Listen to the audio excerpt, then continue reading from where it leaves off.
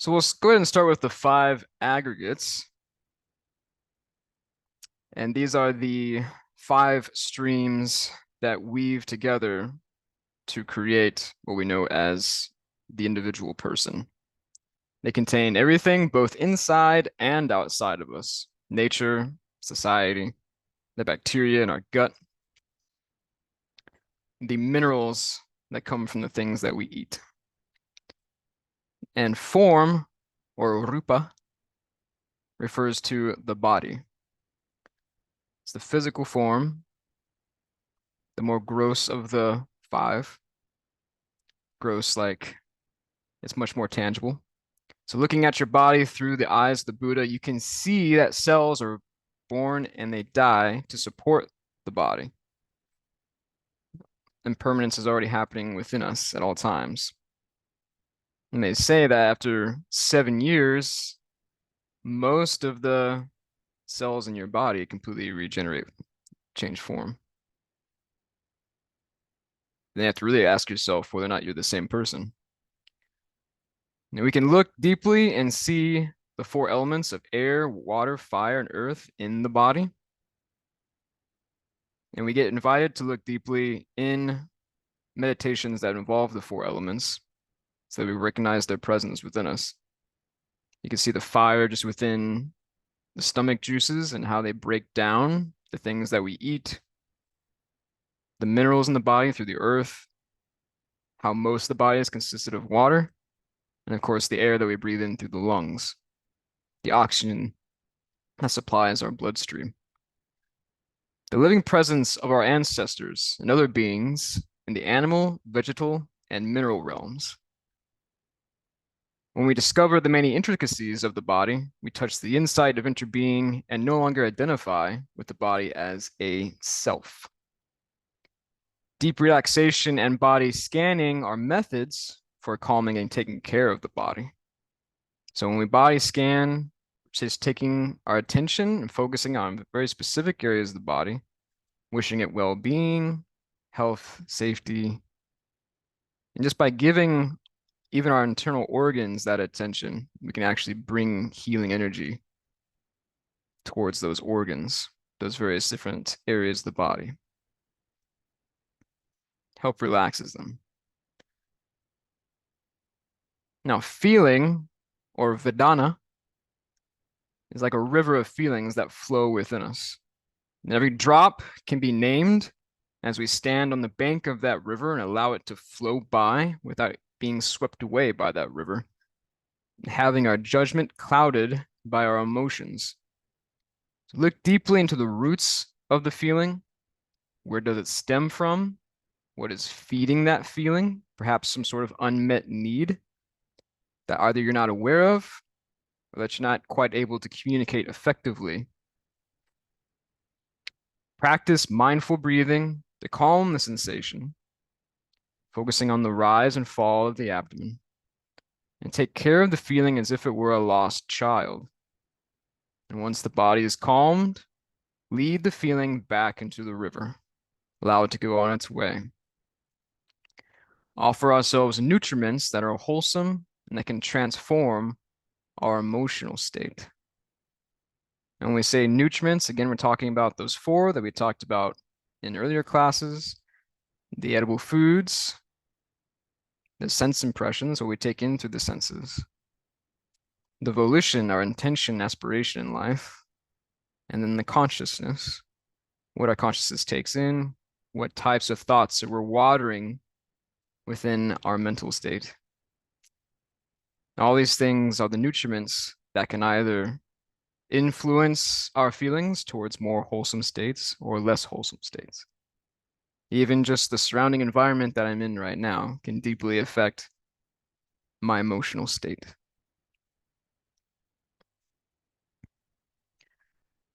And then perceptions, or shamjna.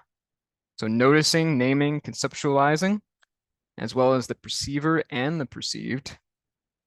Our perceptions are often distortions of reality that, when clinged too tightly, can create great suffering. Incorrect perceptions can cause unpleasant feelings to arise in us and others. They're often conditioned by our habit energy, ignorance, fear. So we must ask ourselves, am I sure? And look again to see if our perception is correct. And so those last two, feelings and perception, are actually folded into this next aggregate, mental formations. So mental formations, also known as samskaras, anything made from another element is a formation. So samskara, literally translated, sam is a link, and kara is to do or to make. So together, it's the co-doing or the conditioned elements that function together. So according to the Vijnanavada school of the Northern Transmission, there are 51 mental formations, all of which influence each other, including feelings and perceptions. They are all present in the depths of our stored consciousness in the form of what we call seeds or bihas in Sanskrit. And when a seed is touched by internal and external conditions, the seed manifests as a mental formation. And we'll have a visualization of that in the next slide, just to kind of help you see exactly what we're talking about here. We're talking about seeds, stored consciousness, mental formations. And since these formations are impermanent, we know not to identify with them and to cultivate the field of our mind by weeding out unwholesome formations and watering the wholesome formations. In other words, what we talked about earlier is we're focusing on the more positive, more intentional thoughts, giving rise to those rather than slipping into our negativity bias, which is actually a natural habitual response in any human being. So we tend to gravitate towards the negative, and this gives rise to suffering.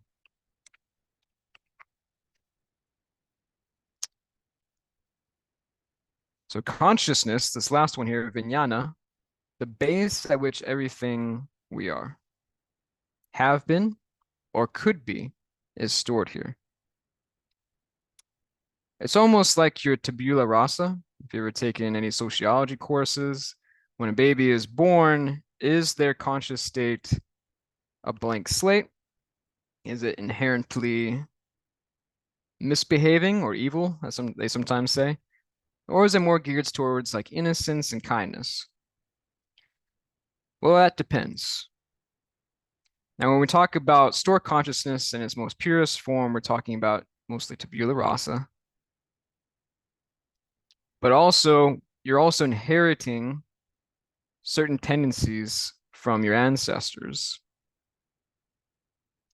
And as you, from when you're born and when you're a child, and as you get older, certain seeds within us, certain mental formations are getting stronger and reinforced by the influences of the people around us, our environment, the kind of conditions we grow up in. So sometimes we're actually born with certain psychic mental tendencies, habitual tendencies. And it's just through genetics. That's just sort of what we inherit. And it's part of our duty as practitioners to help transform some of those tendencies that reinforce harm and suffering in the world and in ourselves. It's what we call generational trauma, and helping to break that cycle. And if you do just that, I'd say that that was a life worth living. Our consciousness can be transformed through the practice of mindful consuming, guarding our senses, and looking deeply. So being cautious of the four nutriments, what you expose your senses to. So being careful about things like alcohol, drugs, things that might affect the senses. And then looking deeply, this could be just through therapy, taking a deep look into your past and see how it influences your present. The practice should aim at transforming both the individual and the collective aspects of our consciousness. Collective meaning society, culture as a whole.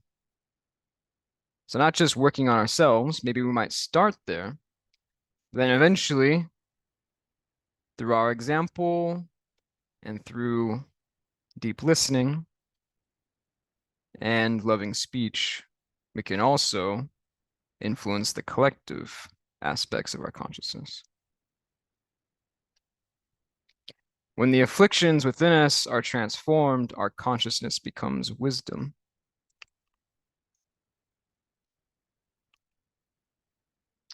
And we might even say that wisdom is also insight or prajna, which is one of the three elements that we might see in our practice. There's a stained glass window at Deer Park that has three things listed there. So that's prajna, smriti, samadhi. So it's the mindfulness training, just the precepts, insight, and then samadhi is concentration. And we talked about that. We talked about right concentration in our early classes. So we talked about the mental formations. Here they are, all 51 of them. And this list has changed a little bit. You might not see the same list if you try to Google it, but these are how they're listed in Heart of the Buddhist teaching through Thich Nhat Hanh. So he added a few things, took away a few things. So there's the 5 universals: contact, tension, feeling, perception, volition. Some of those are aggregates. Some of those are involved with the dependent origination links that we'll talk about in a moment. Those things seem to pervade in every aspect of our lives. That's why they're called the universals. The 5 particulars: intention, determination, mindfulness, concentration, insight. You see there, mindfulness, concentration, insight. Those are the 3 key elements that are on that stained glass window at Deer Park. The 20 wholesome. These are the things that we want to cultivate within ourselves. These are the wholesome seeds that we talked about earlier. And you might question things like inner shame or shame before others. The reason for that is because there's a certain amount of self-criticism or criticism from others can actually be a little healthy because it shines a light on some of your aspects that could be improved upon. 6 primary unwholesome. So a lot of those that are listed there as the primary unwholesome are also known as the kleshas or the hindrances. And sometimes in Theravadan practice, they talk about just being able to move past and root out these 6 unwholesomes so that they can purify their practice. Now there's 6 here. I think there's actually called the 5 hindrances. So there's one added here, which I think is might be arrogance or wrong view. Yeah, I think it's arrogance. Yeah. So there's 6 instead of 5 here. And then the 22 secondary unwholesome. So these are things that may not be quite as severe or cause as much harm as the primary unwholesome, but yet these can lead to more unwholesome tendencies, like distractions, which is the opposite of mindfulness, right? The anxiety, jealousy, selfishness, deceitfulness, etc. And then the 4 indeterminate, like regret, sleepiness, initial thought, sustained thought. These don't fall into wholesome or unwholesome, one category or the other. Sometimes they can be beneficial, sometimes not so much.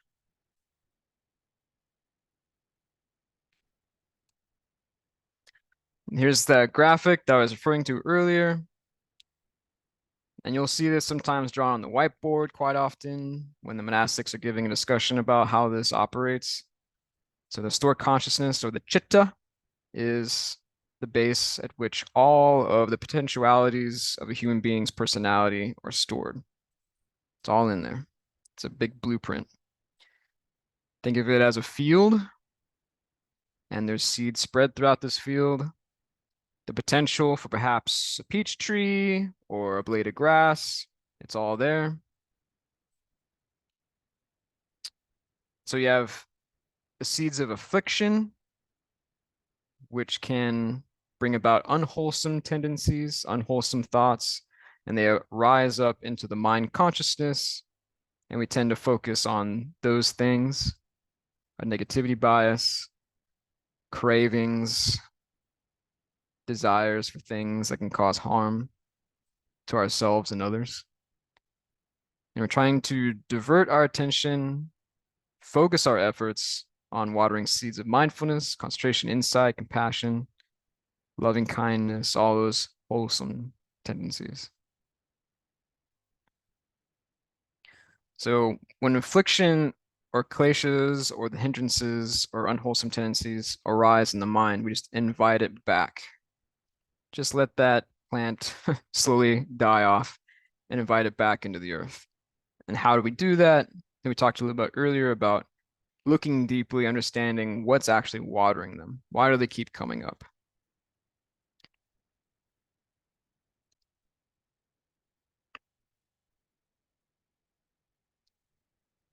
Now, you might notice that the 5 aggregates resonate pretty closely with the 5 koshas from the Yoga Sutras of Patanjali and the Upanishads. These are also known as sheaths, the sheaths of the body. So during the 6th century BC, the Taittiriya Upanishad was the first ancient text to discuss the koshas. They were referred to as the 5 casings that hold the light, purity, and perfection of your true self. And it started with, just like we talked about the aggregates, you had your physical body, then they had life force or energy and pranayama. The manomaya was like your mental capacity. Then the wisdom sheath was like sort of insights or memories. And the anandamaya bliss body, that's your store consciousness, right? That's the chitta. And so it's supposedly, in the way I understand it, was that the bliss body carries on from one life form to the next as you get rebirthed into different forms. And the bliss body will influence everything else, all the other sheaths beyond it, as you progress through life. So you gotta be careful about what kind of thoughts that you tend to water. Because just like with the bliss body, it can affect other areas of your life. Even shows up physiologically in the physical body. So if you can even feel hatred within your own body and where it arises. And that might give birth to all kinds of illnesses and disease.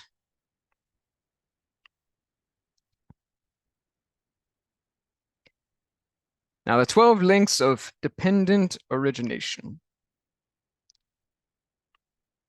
So I hope you can see the words here. This is the best graphic that I could find to describe the 12 links. So it starts with ignorance.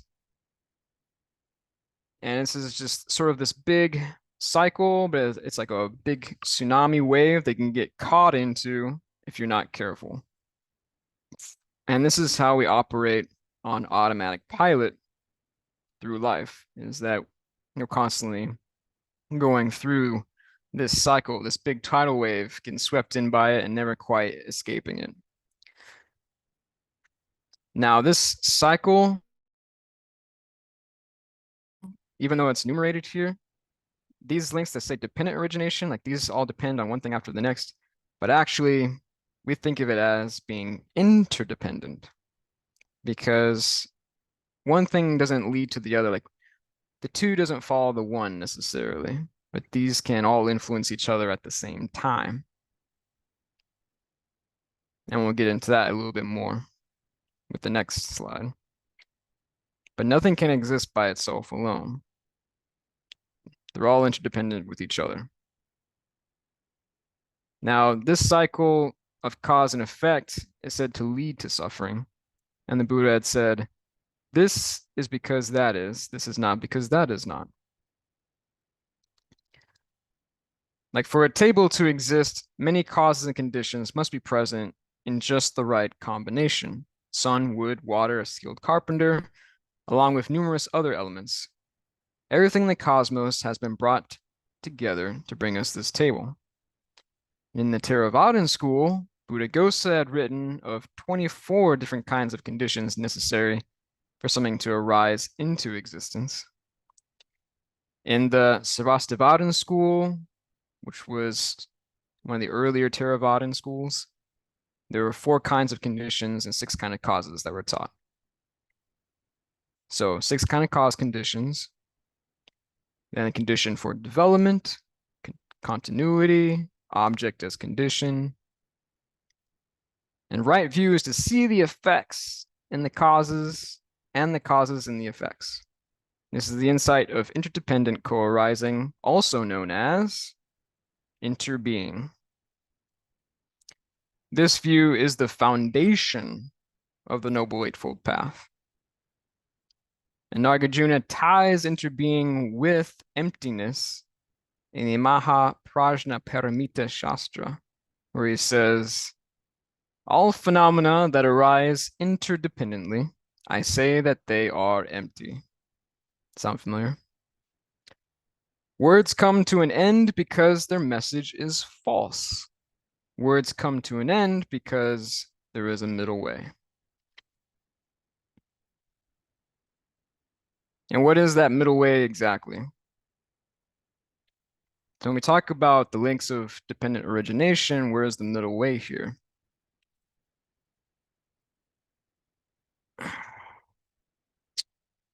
So on this slide, what you see is just the basics of this cycle. So from our own ignorance or delusions about reality, even going back to taking our first steps into the world, breathing our first breath, already we have certain things within us that might have been encouraged in terms of our view of reality. And our reality is taught to us by the people around us. And this gives rise to certain formations. They call it drives here. It's what drives us through life. Where's my value or worth in society? How do I obtain that? And consciousness, or the awareness of things, the type of thoughts that we begin to think, assigning name and form and identifying things. This is what school helps us do, right? The senses, what we take in through the senses, the contact with objects, the feeling that we have through that contact with that object. What kind of experience is it? Did you like it? Did you not like it? What are your preferences? Now you start to develop your preferences for things. What do you crave that you like? What do you push away that you don't like? Right? So the craving is our reaction to that experience. And then we start clinging on to things, could be opinions, could be material objects. The becoming, or the beliefs that we have about what should be obtained or what should be pushed away, what should be encouraged and what should be buried. They call it birth here. It's sort of like the solidifying of your own identity with your beliefs. Aging and death. This is called dukkha. We learned that that's the word for suffering, right? So aging and death, this fear of death, the fear of aging, that ever more solidifies this type of person that we want to become, this identifier, who I am in the world versus everybody else, and the kind of legacy that I want to create. What kind of legacy do I want to leave behind before I die? You do everything you can to prevent yourself from dying, to prevent yourself from aging. And then again, it gives rise to more ignorance, more delusions about the world and your purpose for being human. Start to develop more and more illusions within the mind. So again, this is much more cyclical and tied to each other in this sense. And it's said that in the older texts, especially in Theravadan practice, that to be an arhat means to escape the cycle of birth and death.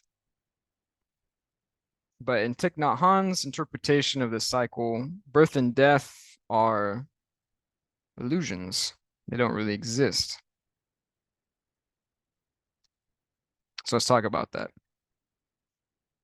How the links are currently presented encouraged the enlightened being to escape this cycle of samsara through annihilation. In other words, they are no longer trapped in the stream of reincarnation. This is a misunderstanding. So in the Katyayana Gotra Sutra, it's quite a mouthful, the Buddha teaches that right view goes beyond these notions of birth and death. All of the links are conditioned by each other. It is not a sequential chain, as it might be presented here. So ignorance distorts our view of formations as separate realities outside of each other. So this is how the discriminatory mind starts to take root within our own consciousness. And Thich Nhat Hanh rewrote these links to help us let go of superficial notions like birth, death, being, non-being, so that we may touch the ultimate dimension. So let's go ahead and get a couple of comments. What I want to know is, basically it's a quiz about who actually read the book. Who read the chapter? How many links did Thich Nhat Hanh propose? It wasn't 12. That's my hint. How many links did he propose in the book? 10. Jeannie says 10. Does everyone agree with that? Several meetings ago, you said 8. Yeah, I did. There's also So- a section where he says 5. Susan says 10. Okay. So Thich Nhat Hanh proposes 10 links in the book. And Linda, you're not wrong. I did say 8, and we're going to find out why. So he basically left off, I think, the last 2 off of there. And he kind of made different language around the 10 to make it a little more clear. And he was also, there's a nice table in the book that kind of has ways to transform each of those. Like what's an alternative way to not be trapped in a certain cycle? Not be trapped by craving, not be trapped by feelings or emotions. So I encourage you to look at that table in the book if you can. I'll see if I can find the exact page for you. And even the Tibetans in the Vajrayana practice, they even have their own version of the links here. And they have a little picture for each of those links. Susan says pages 246 and 247 is where you can find those tables in the book. So yes, the Tibetans had their own picture here of these links and how in this cycle, right? And I'm not exactly familiar with all the different images mean here, but suffering was also understood by the Tibetans if one was caught within this cycle.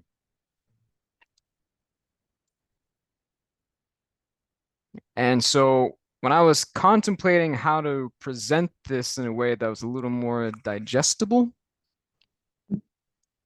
and one could probably call this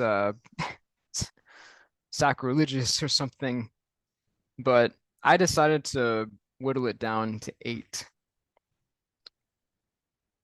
Now, for me, this just made the most sense. But what you could probably do on your own is take a look at the links and then rewrite them in a way that makes sense to you.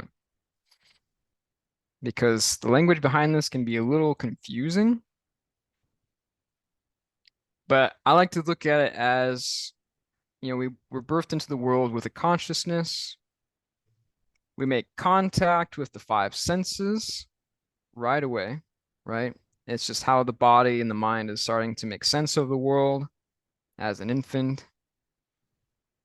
Then we're taught all these different names and how to describe forms, everything we're seeing. What is this, mommy? What's that, daddy? And now we're introduced the signs of things, right? And the definitions behind them. So when we see what looks like a table, we have a definition for what that table is, what it could be made out of, what it's for, its uses, right?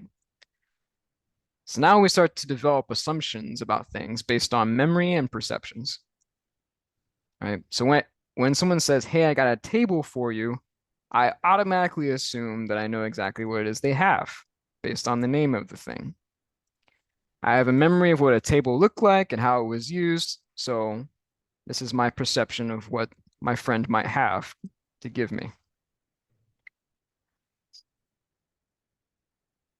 Then I can look inside myself and say, do I even like tables? Or do I dislike tables? Do I want a table? Do I crave it? Or do I dislike it and want to push it away? And next comes the reinforcement of the identity, right? Not too much of a far cry away from what we just saw earlier with the 12 links when we talked about becoming. But it's that reinforcement of your identity based on your preferences, your likes, your dislikes, your perceptions about reality, and the definitions of the names of things. When I start to develop this identity of this person who's navigating the world, there's a value behind that identity. I don't want to lose that value.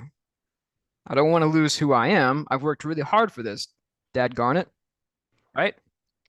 Look at all the degrees on my wall. I know things. And all of my accomplishments. And all of this I can parade around throughout life, bragging about this or that I've done. And here comes the fear of loss and change. Because we don't want to lose what we've gained. Anything that could even differ from our beliefs or our preferences or the status quo that we have a preference for, we might perceive as a threat. And in olden times, they sacrificed to the gods in an effort to turn the tide of events that have caused some form of misfortune. And in the modern day, we tend to look for someone to blame. Who's to blame? Who's to blame for this change that I don't like? Who's to blame for this loss, right? And we talked about that story about the second arrow, right? A guy gets shot with an arrow. Now he's bleeding, he's hurt. Someone caused me this pain. I don't like pain. And I immediately started looking for who to get revenge upon rather than treating the wound, right? That's the second arrow. So this is how we begin to turn on each other. Because I'm very, very confident and I don't want to let go of my identity. I grasp it oh so tightly. And I don't want to lose it. And after fear of loss and change comes separateness, tribalism, and survival. This is a bit of a new one here, but I'll explain. So when we come to grasp our identity and we tend to fear loss and change, already separateness has started to settle in the mind. because now we're differentiating ourselves from other people based on our identity. Anyone who might threaten what we believe to be right and true to this world, what should happen, what should not happen.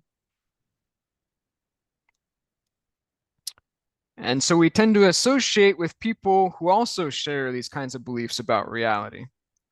Why do we do that? For survival.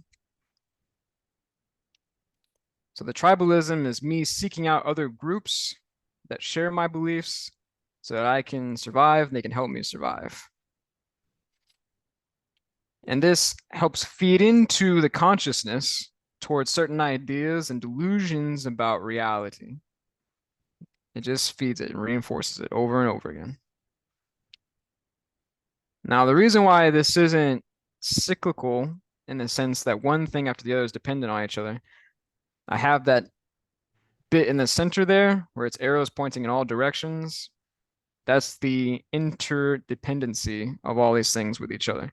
So for example, let's say that I go to Deer Park Monastery and they say, hey, have you heard about the Noble Eightfold Path? And we're like, no, I have no idea what that is. Right? So I start learning the language of the Buddhist practitioners and the monastics. So now I'm learning the names of things, describing certain forms.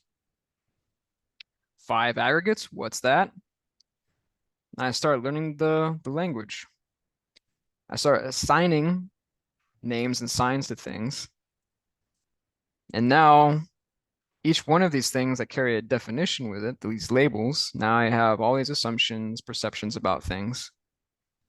Right? So my involvement, even just in Buddhism, colors my perception of reality. Can you see that? So when you associate with any type of group, you're going to be influenced in some capacity. Wherever you expose yourself to. In fact, the 5 people who are closest to you in life are going to influence your beliefs and perceptions about things in one degree or another. You might ask somebody, hey, I think I'm going to do a vacation at such and such place. And they say, oh, you're not going to like that. Yeah, I had a terrible time there. You shouldn't go. You're like, oh, really? Wow. Maybe I shouldn't go to that place. And now all of a sudden you start to dislike the same place that they dislike just because of what they told you based on their memories, their perception of that experience, right? And then on it goes. You might advise someone else not to go there because of what somebody else told you, right? So let's talk about how the doors of liberation and the Dharma seals help us in this capacity. So I added these again because it just makes sense to me. So the doors of liberation, and they're there right there in green: signlessness, emptiness, and aimlessness. So naming and describing form, signlessness helps us there, right? We learned about signlessness. Not being careful not to get caught in assigning names to things. And like racial slurs are a great one because we're assigning a name to a whole, like a negative name to a whole group of people. And the meaning behind that name has all sorts of assumptions about that group of people behind it, right? So that's where emptiness comes in. And knowing that just because we tend to be focused on certain differences between us, we have to keep in mind that those differences are empty. They're inherently empty because we're all interdependent with each other. Just because something might look a little different doesn't mean that I don't have a little bit of that inside of me as well. We all feed into each other. It's all a dance. It's all a dance between all of existence. And that's part of emptiness. No inherent self. Nothing is separate. And then feelings of like or dislike is aimlessness. So we're not aiming towards going after just things that we like and pushing away the things that we don't like. Because our preferences for likes and dislikes can help fuel the trajectory of our lives. Oh, I really want a yacht. Now I'm going to spend many hours working and getting those big dollars so I can go get that yacht, right? And that might be my obsession for the next 20 years of my life. Okay. And then you get that yacht and you're like, okay, well, now what am I supposed to do? Right. So aimlessness can help us not be caught in things like likes or dislikes, and instead being more content, more grateful for what we have in the present. Non-self can help us with the idea of an identity. It seems pretty self-explanatory. Recognizing that this body is not separate from all of existence. My personality is just something that's developed across time. It's not even really mine, it's just a collection of things that I've learned from outside of me. Right? So the identity is just an illusion. The impermanence of things, accepting that things are impermanent, and things that I might think are right and true today might change tomorrow. Not getting caught by certain beliefs about how things ought to be or should be. I might learn something from another class or a group, and then my perception of things get turned upside down.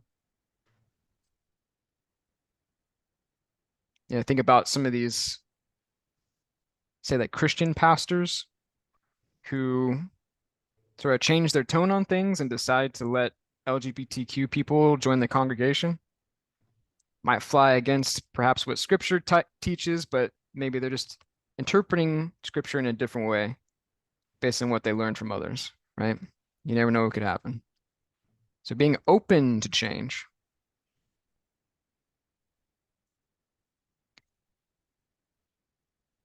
And then finally, with nirvana and interbeing,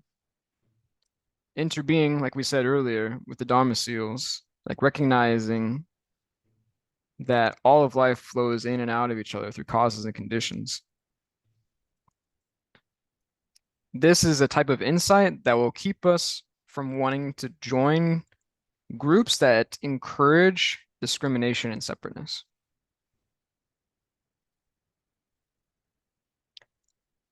And instead, I'm not going to toot my own horn here and say that the Joyful Mountain Sangha is one of the best tribes that you can be a part of, but we do encourage the insight of interbeing, right? And that we don't try to lift ourselves up above the rest of humanity or discriminate against others. Those who wear the brown jacket or the brown robe, if you're a monastic, you're no greater of a human being than anybody else.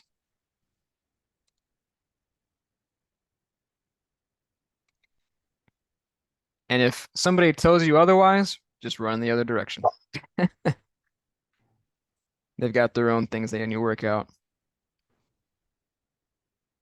So this is how we can turn the tide within our own consciousness and influence the more wholesome seeds within the mind, rather than ones that reinforce negative narratives. So we talked about the great mirror wisdom when we were going through right concentration, which is the contemplation of the impermanent non-self nature of all phenomena. You can use this to guard your six senses.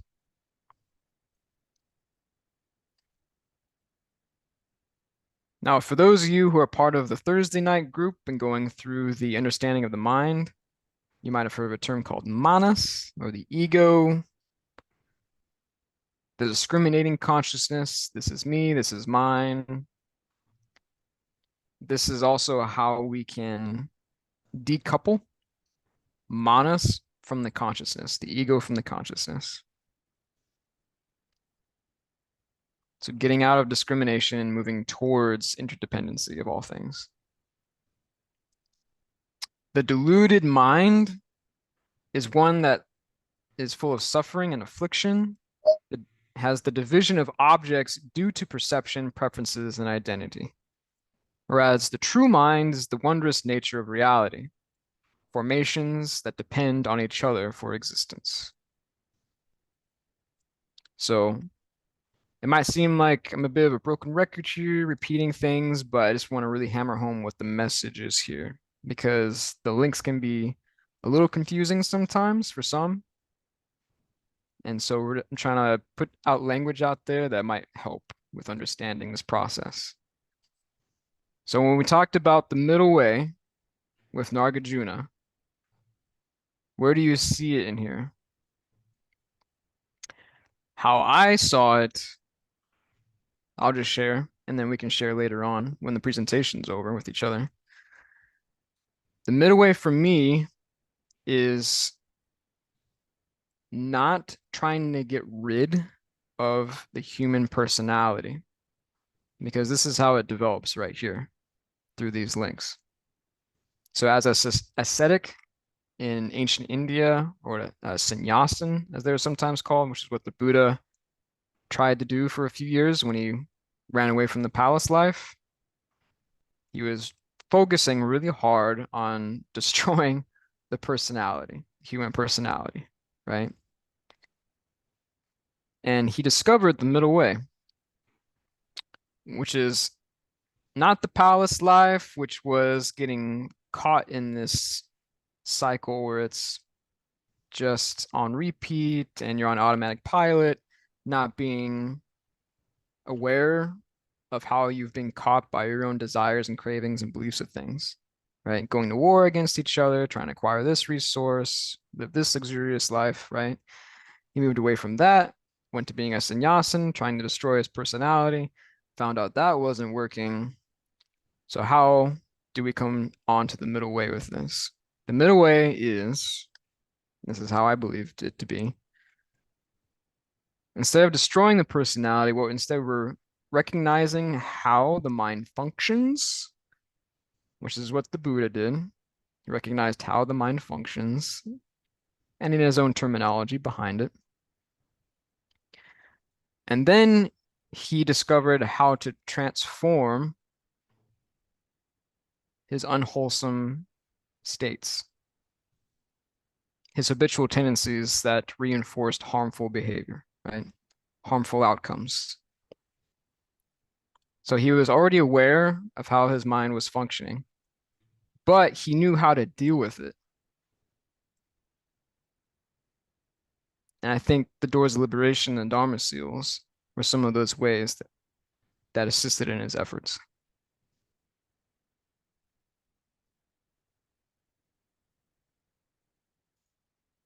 So our question here for the group: in what ways does your lifestyle, habits, and beliefs reinforce separateness? That might require you to look a little deeply into your own lifestyle, your beliefs, your habits. In what ways do you actually encourage separateness? And if you'd like to share about what you think the middle way is, according to Nagarjuna here, feel free to share that as well.